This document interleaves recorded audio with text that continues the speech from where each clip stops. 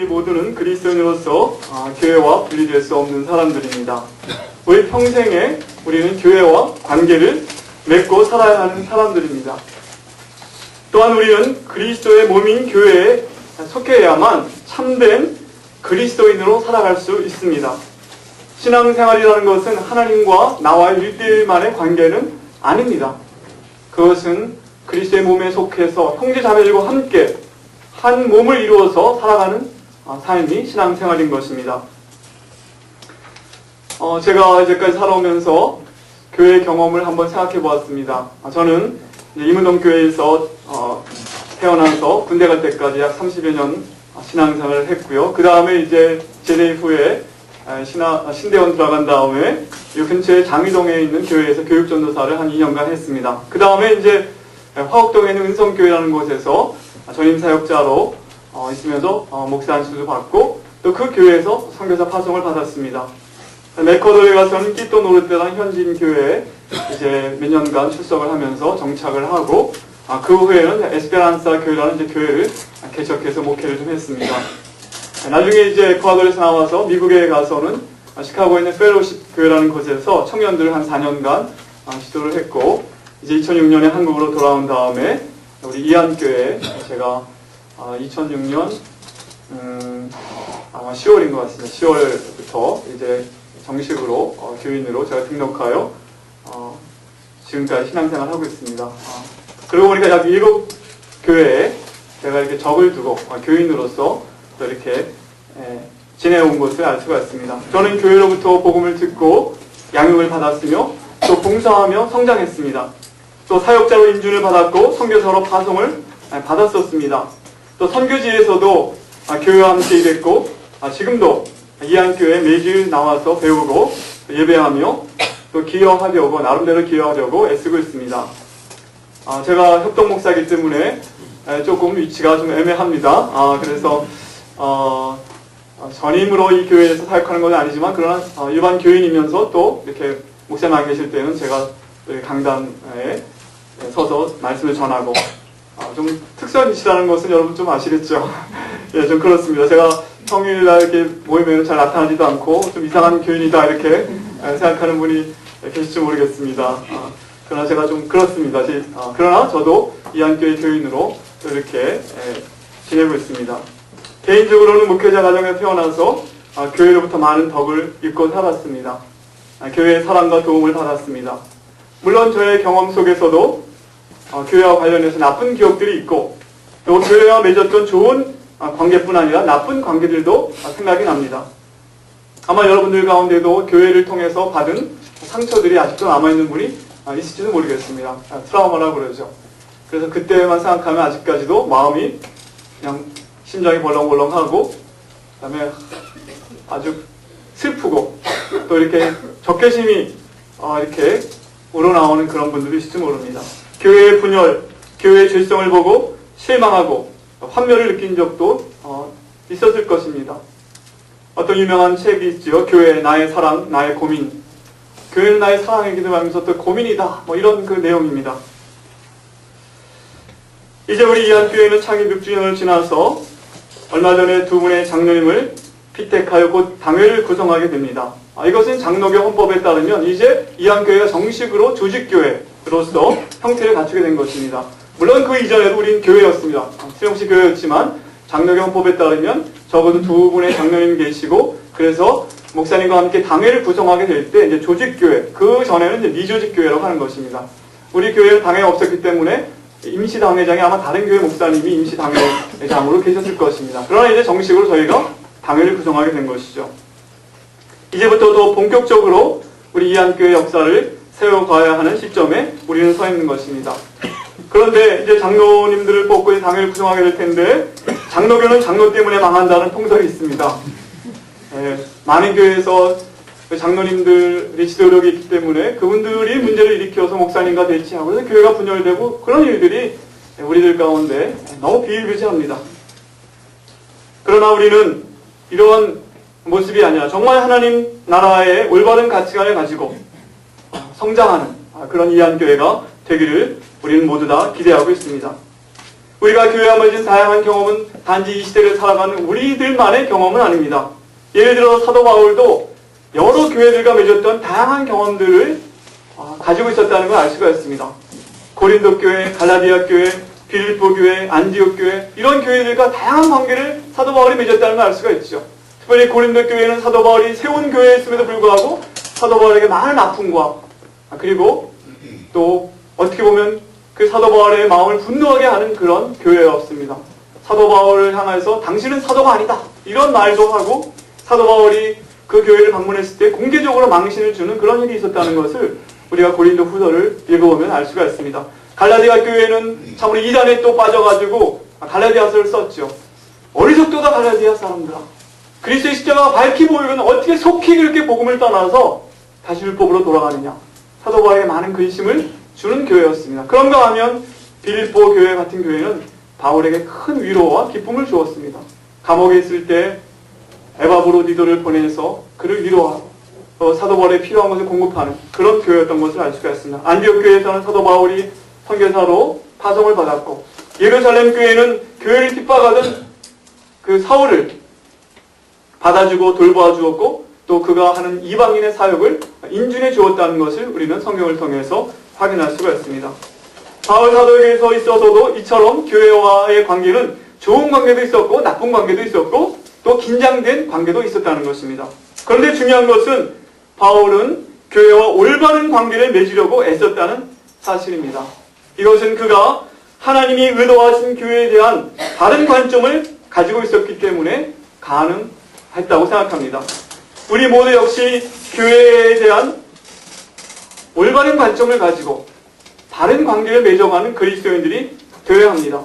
교회가 무엇인가에 대한 바른 관점을 가지고 있어야만 우리가 교회와 올바른 관계를 맺을 수 있는 것입니다. 사실 많은 그리스도인들이 평생 신앙생활을 하지만 하나님이 의도하신 교회가 무엇인가에 대해서 잘 알지 못하고 그렇게 살아가는 분들이 많습니다.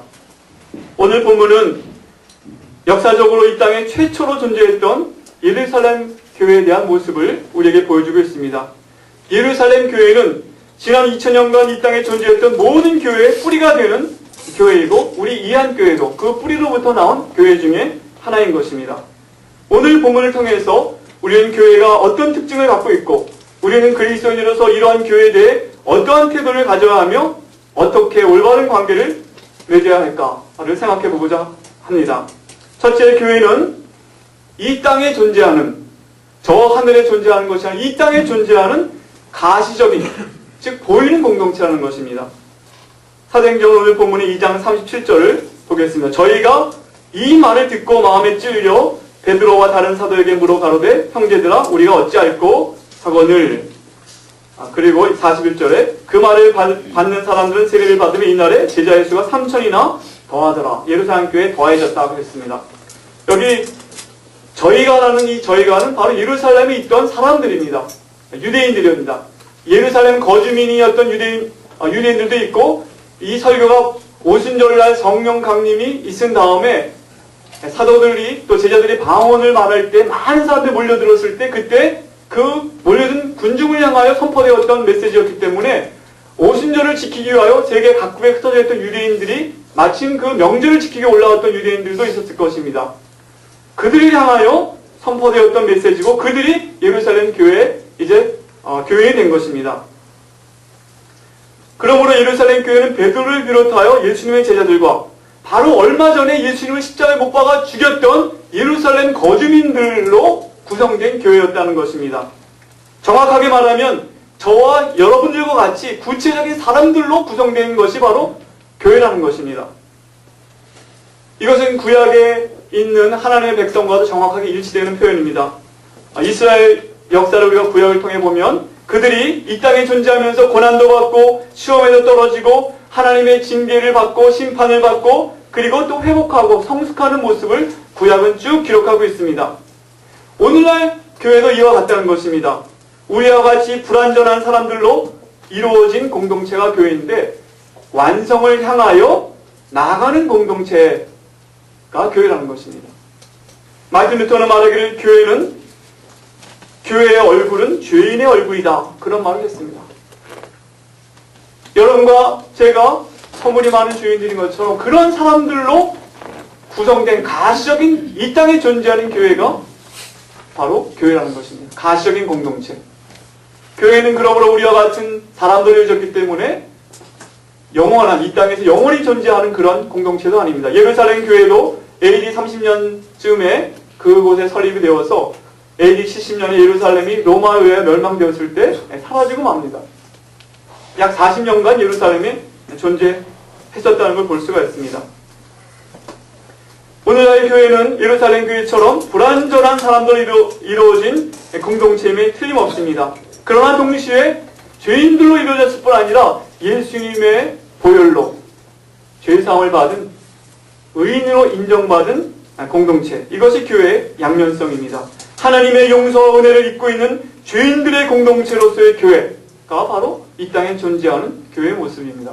우리는 죄인들의 공동체입니다. 그러나 동시에 죄사함을 받은 죄인들의 공동체가 교회라는 것입니다. 그래서 우리는 교회를 보게 될 때 교회의 부족한 점을 단순히 비판하기보다는 우리가 부족하고 우리 각 사람이 성장하고 온전해져야 하는 것처럼 우리 교회도 함께 성장하고 그리스도의 몸으로 함께 자라가야 한다는 사실을 기억해야 한다는 것입니다. 어떤 분이 말했습니다. 완전한 교회를 찾느냐? 찾지 못할 것이다. 만약 이 땅에서 완전한 교회를 찾았다면 당신은 절대로 그 교회에 가면 안 된다. 왜냐하면 당신이 그 교회에 가세함으로 말미암아 교회는 흠이 생기기 때문이다. 이렇게 말했습니다. 우리 중에 흠 없는 사람이 있습니까? 흠 없는 사람들로 구성된 우리가 어떻게 흠 없는 공동체가 될 수 있겠습니까? 다 부족한 사람들입니다. 그러므로 우리는 부족하지만 부족한 나도 그 교회의 일원이 되어서 교회의 뿌리를 내리고 서로 돌아보며 돌봄을 받는 그런 신앙생활을 해야 하는 것입니다. 또 돌아다니는 교회는 결코 온전한 그리스도인으로 성장할 수 없습니다. 저는 한때 젊은 시절에 교회는 나오지만 사실은 교회에 대해 굉장히 비판적인 그런 태도를 가진 적이 있습니다. 특별히 선교단체에 가면서 선교단체에 모인 학생들이죠. 주로 좀 더 성숙한 것 같고 더 예수 잘 믿는 것 같고 제가 적을 두고 있는 교회는 제자훈련도 잘 안 하고 좀 느슨하고 그렇다고 생각을 많이 했습니다. 철이 없었던 때의 생각이죠. 선교사들도 교회에 대해서 지원은 기대하지만 또 비판적인 태도를 가질 때가 많이 있습니다. 그러나 우리 모두는 교회에 대하여 기대를 많이 가질 뿐 아니라 우리 자신이 교회에 대하여 기여하고 교회를 돌보는 그런 역할을 해야 된다는 것을 반드시 기억해야 하는 것입니다. 교회는 우리 각자처럼 여전히 불완전하고 함께 성화되어 가는 그런 공동체라는 사실을 반드시 우리는 기억해야만 합니다. 두 번째로 교회는 성령이 역사하시는 공동체라고 말씀하시는 2장 38절로 39절 말씀 38절 39절 다 같이 읽겠습니다. 시작. 베드로가 가로되 너희가 회개하여 각각 예수 그리스도의 이름으로 세례를 받고 죄사함을 얻으라. 그리하면 성령을 선물로 받으리니 이 약속은 너희와 너희 자녀와 모든 먼 사람 곧 주 우리 하나님이 얼마든지 부르시는 자들에게 하신 것이라 하고, 교회는 우리들끼리만 모인 모임이 아니라 교회를 교회되게 하는 성령께서 역사하시는 공동체가 교회라는 것입니다.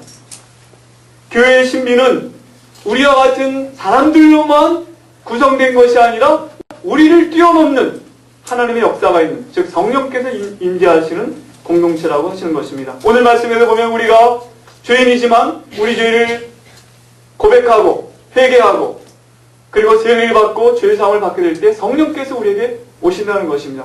우리 안에 성령이 거하시고 우리가 공동체를 이루게 될 때 이 교회 안에 성령께서 운행하시며, 이 교회는 우리들끼리만 지금 눈에 보이는 것처럼 우리 눈에 보이는 우리들만 있는 것이 아니라 우리 안에 계신 성령, 그리고 우리 교회 안에 성령이 역사하고 계신다는 것입니다. 요한계시록에 보면 그래서 성령이 교회에 하실 말씀을 들을지어다 이렇게 말씀하고 있습니다. 교회 안에는 성령께서 운행하고 계시고 성령의 역사가 있는 것입니다. 어떤 분은 이렇게 말했습니다. 교회는 처음 시작될 때부터 자기 본질을 거스르는 방식으로 살고 행하여 우리에게 어두운 죄의 신비를 직면하게 했다. 본질적으로 하나인 교회가 나눠진다. 본질적으로 거룩한 교회가 불결해진다. 본질적으로 사도적인 교회가 자신의 선교 사명을 망각한다. 만일 어떤 교회론이 교회 안에 있는 이 어두운 죄의 신비를 그것을 있는 그대로 다루는 심오한 하나님의 은혜의 교리와 조화시키지 않는다면, 즉 죄로 인해 자기 본질을 부정하는 그 공동체가 어떻게 해서 하나님의 용납을 받아 그분의 은혜의 방편으로 사용되는지를 설명하지 못한다면 그것은 진정한 교회론이 될 수 없다 라고 말했습니다. 교회는 분명히 교회 안에 어두운 죄가 존재합니다. 그러나 그럼에도 불구하고 하나님이 은혜로 이 부족한 교회를 사용해서 은혜의 복음을 전파하는 공동체로 삼으신다는 것입니다. 우리가 알다시피 우리 중에 다 부족한 죄인들이 여기 모였지만, 그러나 그 가운데 하나님의 은혜가 임하여서 죄인들이 치유받고 성장하고 또 나 같은 죄인을 살리신 하나님의 은혜를 또 증거하는 교회가 바로 교회라는, 공동체가 교회라는 것입니다. 어떤 사람이 한국교회에 대해서 이렇게 폄하하는 말을 해서 한국교회가 너무나 사고를 그동안 많이 쳤기 때문에 한 번 더 사고 치면 회생이 불가능할 것이다, 이런 말을 하는 걸 들었습니다. 그러나 저는 그때 그렇게 생각했지만 그렇게 쉽게 말할 수 없다. 왜냐하면 하나님께서 여전히 교회 안에 일하고 계시고, 비록 하나님이 교회를 심판하시고 교회를 공개적으로 망신을 준다 할지라도 결코 하나님께서는 교회를 버리지 아니하시고 교회를 새롭게 하신다. 교회 2000년 역사 가운데 보면 수백 년간 교회가 침체기에 들어간 적도 있었습니다. 그러나 다시 부흥이 일어나고 교회가 새롭게 되고 복음을 선포하는 그런 교회로 새롭게 되었다는 것을 우리는 역사를 통해 볼 수가 있습니다. 이것은 교회의 머리가 예수님이시기 때문에 그렇습니다. 모든 교회는 하나님의 교회입니다. 교회는 목사님의 교회가 아닙니다. 장로님들이 이사로 되어 주식회사도 아닙니다. 모든 성도들은 담임 목사님의 양이 아니라 바로 예수님의 양입니다. 세상의 모든 교회가 주님께 속했기 때문에 우리는 이 세상에 어떤 교회를 간다 할지라도 주님의 백성으로 당당한 마음으로 참여할 수 있습니다. 비록 그 교회에 내가 등록하지 않을지라도 어떤 교회를 방문해도 여기 성령께서 역사하시고 내가 아버지로 부르는 하나님이 이 교회에 영광을 받으시는 분이시고 예수 그리스도를 주님으로 부르는 형제 자매가 있다고 믿고 당당한 마음을 가질 필요가 있습니다. 사실 저는 선교사들 훈련하면서 그런 얘기를 많이 합니다. 선교사들이 한국에 돌아오면 오랜만에 교회 가서 주눅이 드는 경우가 많이 있습니다. 어느 교회를 가도 정착을 못하고 빙빙 돌 때 당당한 마음을 가지라. 어느 교회든지 다 하나님의 교회고 우리는 하나님의 백성이기 때문에 함께 참여하여 예배하고 그 교회에 기여할 것이면 기여하고, 또 교회가 선교사들 위해서 헌금하는데 그 헌금 받는다고 우리가 갑을 받는 것도 아니다. 교회는 갑이고 선교사는 을이 아니다. 다 하나님의 교회고 하나님의 돈이고 하나님의 사역에 동참하는 동역자다. 이렇게 격려하곤 합니다. 교회는 우리들과 같은 죄인들이 모였지만 그러나 성령이 역사하는 공동체라는 것.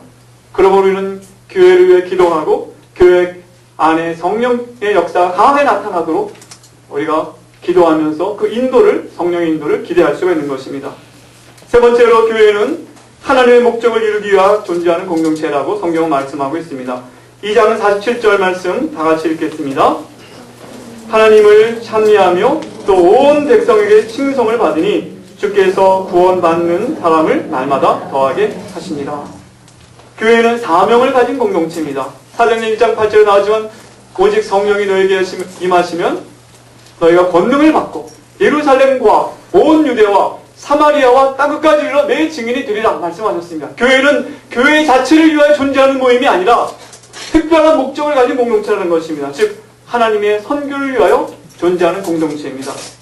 교회는 교회 그 자체가 목적이 아닙니다.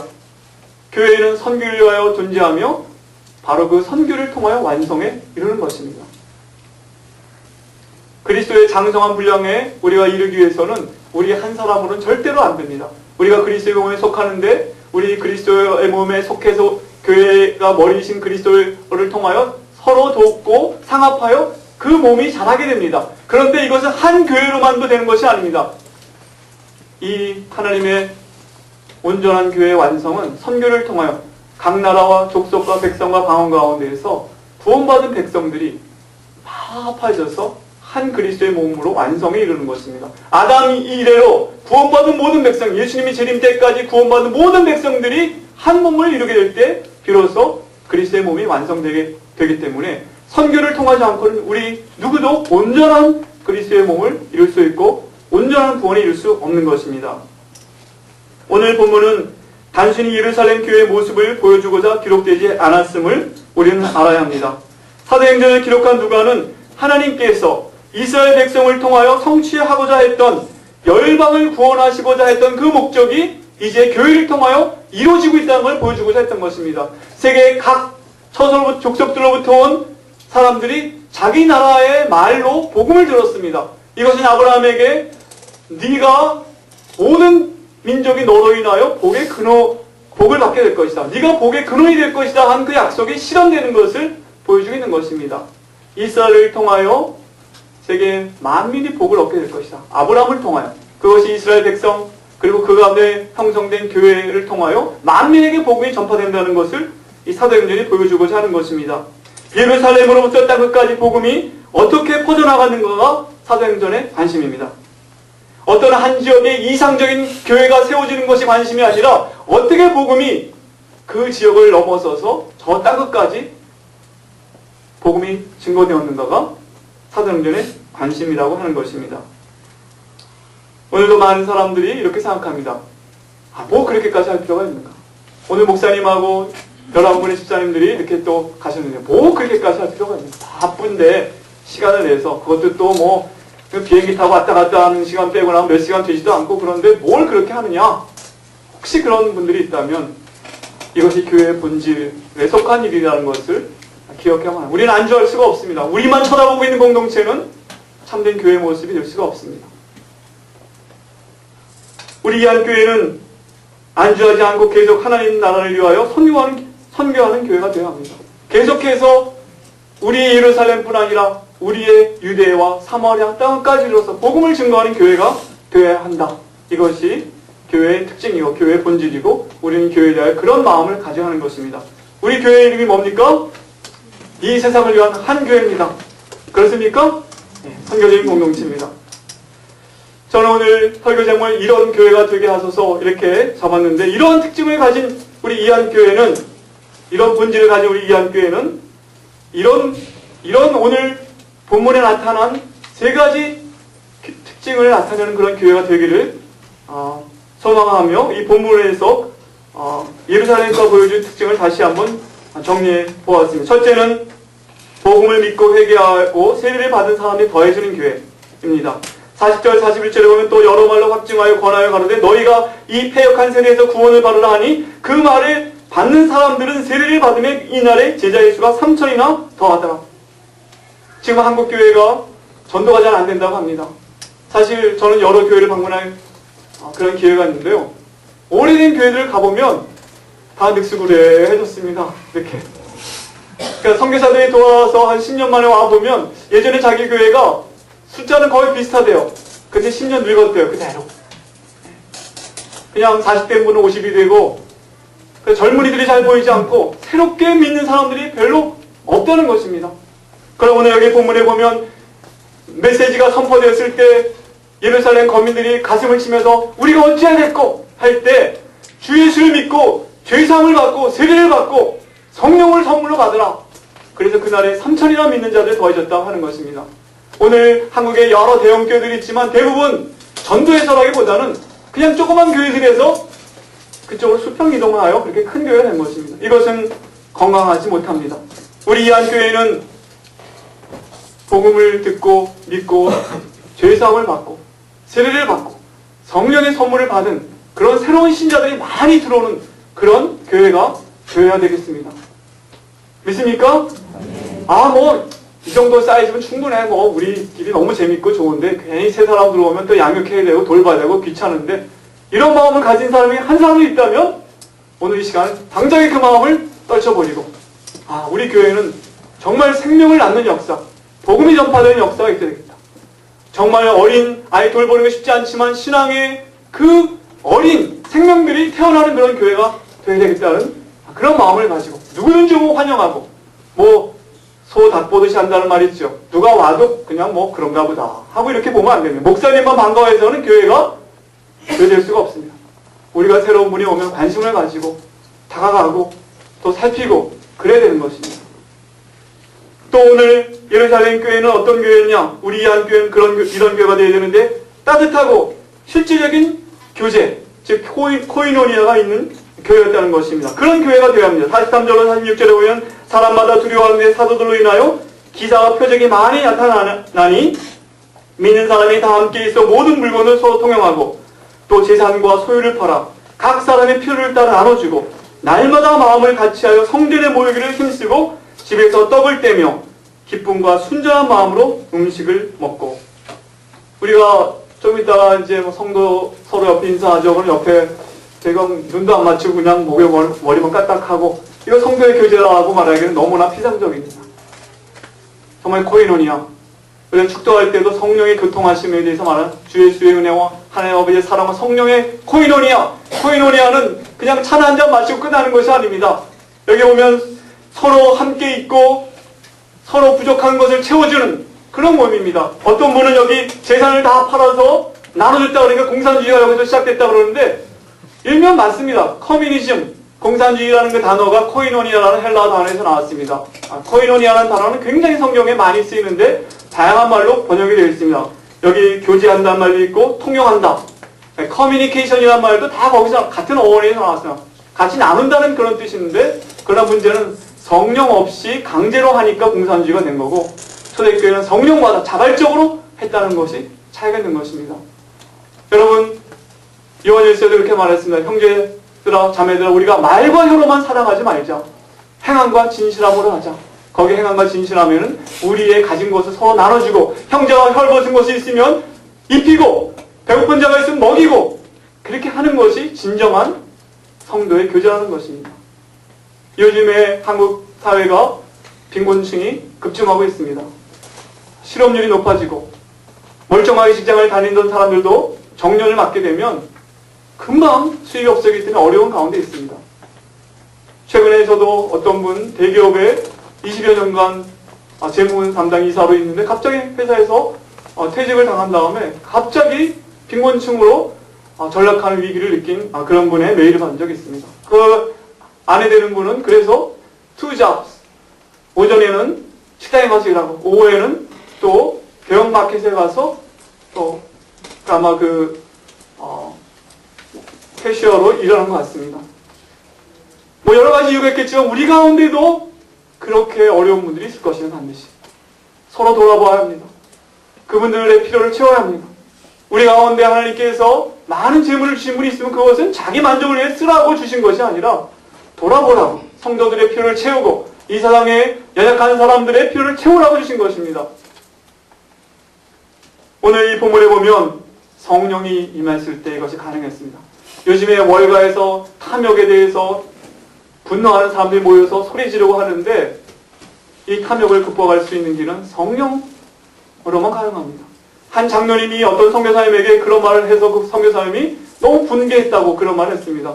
그래서 그 장로님이 아마 큰 사고를 하는 분인데 아마 교회 헌금도 많이 하고 여러 유명한 목사님들과 관계를 맺는 분인데 이 선교사님이 이렇게 말을 하더라는 거죠. 목사님, 돈을 이기는 사람은 없습니다. 어떤 목사님, 그분도 돈은 이기지 못합니다. 그렇게 말을 하더랍니다. 이 선교사님에게 압박을 가는 거죠. 이 선교사님 말을 잘 안 들으니까. 그러나 우리 회사 안에 돈 앞에 약하다는 거 다 압니다. 돈에 약하시죠? 그러나 성령 받으면 이길 수 있습니다. 성령 받으면 탐욕을 이길 수 있습니다. 성령 받으면 돈의 능력을 이길 수 있습니다. 믿습니까? 우리 교회는 그런 교회가 되어야 합니다. 마지막으로 이런 교회, 우리 이안 교회는 이런 교회가 되어야 되는데 복음의 능력이 흘러넘쳐서 땅끝까지 영향을 미치는 교회. 42절에 보면 저희가 사도의 가르침을 받아 서로 교제하며 코이노니하며 떡을 떼며 이것은 성만찬을 나누는 건데 자주 주님의 죽으심과 다시 오심을 기억하며 떡을 떼며 기도하기를 힘쓰는 교회였고 47절에 보면 하나님을 찬미하며 또 온 백성의 칭송을 받으니 주께서 구원받는 사람을 날마다 더하게 하시니라. 여러분 사도의 가르침을 우리가 받아야 되는데 어디 가야 사도의 목소리를 들을 수 있겠습니까? 바로 우리가 교회에 오면 말씀을 통하여 사도의 목소리, 성경에서 사도의 목소리가 기록되어 있고 설교를 통한 사도의 음성을 우리가 듣게 되는 것입니다. 사도의 가르침을 듣고 이 교회를 통하여 성령의 역사하시기 때문에 병든 자들이 치유되고 또 가난한 자들이 소망을 갖게 되고 이런 능력이 나타나고 그리고 사도의 사명을 감당하여 우리 예루살렘이 중계동 지역부터 시작하여 이 서울에 영향을 미치고 또 대한민국에 영향을 미치고 나가서 저 땅 끝까지 영향을 미치는 그런 교회가 우리 이한교회가 교회하는 것입니다. 나아가서 우리 자녀들이 이 교회에서 믿음을 가지고 자라고 우리의 대를 이어서 또 복음의 증인이 되고 요즘에 대학 입시 제 둘째도 오늘 입시 치러러 갔습니다. 오전에 한 번, 오후에 한 번. 참 제가 이렇게 기도하면 하나님 제가 제 아들한테 이래라 저래라 하지 않겠습니다. 하나님의 것이니 하나님께서 제일 선한 길로 인도해 주시옵소서. 여러분의 자녀 이래라 저래라 하지 마십시오. 하나님께 맡기십시오. 하나님 우리 자녀를 하나님의 뜻에 맞게 이 땅에서 그리스도의 제자로 증인으로 살아갈 수 있도록 도와주시옵소서. 이런 믿음의 부모님들이 많이 있게 될 때 우리 교회는 땅끝까지 영향을 미치고 우리 다음 세대에 영향을 미치는 그런 교회가 되는 것입니다. 그런 성도님들이 되시길 축원합니다. 우리 이한교회 지난 6년간 하나님의 놀라운 은혜로 여기까지 왔습니다. 오늘 말씀을 통하여 우리 이한교회가 어떤 특징을 가지고 있는 교회인지 그리고 우리는 어떤 교회가 되기를 원하시는지 하나님의 음성을 들었습니다. 오늘 우리 모두 다 마음에 새기고 그런 교회의 일원으로 기여하며 그런 교회가 되기를 기도하는 우리 모든 성도님들이 되시기를 주님의 이름으로 축원합니다.